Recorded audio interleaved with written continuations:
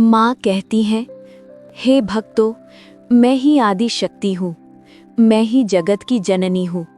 जब जब संसार में अधर्म बढ़ता है, तब तब मैं विभिन्न रूपों में अवतरित होकर धर्म की रक्षा करती हूँ। हे बृहस्पति, तुमने ब्रह्मा से पूछा था, ये नवरात्र व्रत क्यों किया जाता है और इसका क्या फल है? तो सुनो, जो भक्त चैत्र और आश्विन मास के शुक्ल पक्ष में नवरात्र का व्रत करते हैं, उनकी सभी मनोकामनाएं पूर्ण होती हैं। पुत्र की चाह रखने वाले को पुत्र, धन चाहने वाले को धन, विद्या चाहने वाले को विद्या और सुख चाहने वाले को सुख मिलता है। ये व्रत रोगियों को रोग मुक्त करता है, विपत्तियों को दूर करता है और घर में सुख समृद्धि का वास कराता है। हे भक्तों, जो इस व्रत को नहीं करता, वह दुख और दरिद्रता से ग्रसित होता है। बहुत समय पहले मनोहर नगर में पीटथ नाम का एक ब्राह्मण रहता था। उसकी कन्या सुमति बहुत सुंदर और गुणवान थी। वह प्रतिदिन मेरे पूजन में उपस्थित रहती थी, पर एक दिन खेल में व्यस्त होकर पूजा में ना आ सकी।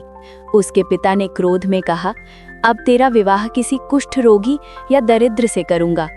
सुमति ने शांत भाव से उत्तर दिया, पिता, आप जो करेंगे मैं स्वीकार करूंगी, पर मुझे विश्वास है कि जैसा कर्म होता है वैसा ही फल मिलता है।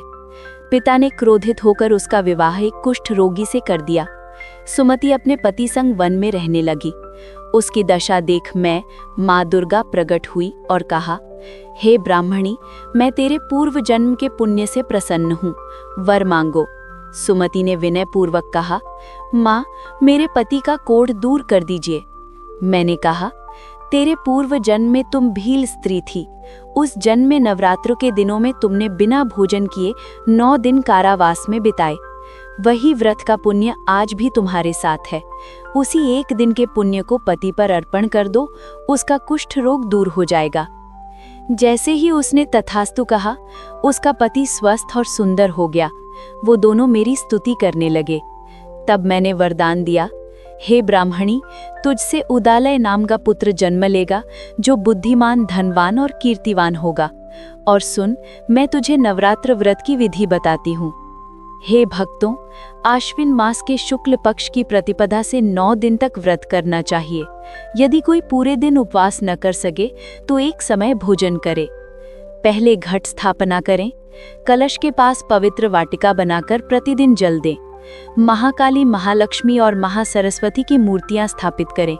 प्रतिदिन पुष्प और फलों से अर्घ्य अर्पित करें। अर्घ्य देने से विशेष फल मिलते हैं। बिजौरा फल से रूप, जायफल से कीर्ति, दाख से कार्य सिद्धि, आंवले से सुख, केले से आभूषण और पुत्र की प्राप्ति। नवमी के दिन हवन करें। गेहूं से लक्ष्मी की प्राप्ति, खीर से धन की प्राप्ति, बेलपत्र से तेज और सुख, कमल से राज सम्मान, आंवले और दाक्ष से कीर्ति और संपत्ति मिलती है। इस व्रत का फल अश्वमेध यज्ञ के समान है। जो इस व्रत को करता है वह मोक्ष को प्राप्त करता है। हे मेरे भक्तों, नवरात्र व्रत करने वाला कभी दुखी नहीं रहता। उसके जीवन से दरिद्रता, रोग और बाधाएं दूर होती हैं। उसके घर में सुख, शांति और समृद्धि का वास होता है। मैं माँ दुर्गा प्रतिज्ञा करती हूँ, जो भक्त श्रद्धा और विश्वास से मेरी कथा सुनेंगे और व्रत करेंगे, उनके सभी मनोरथ पूरे होंगे। जय माता दी।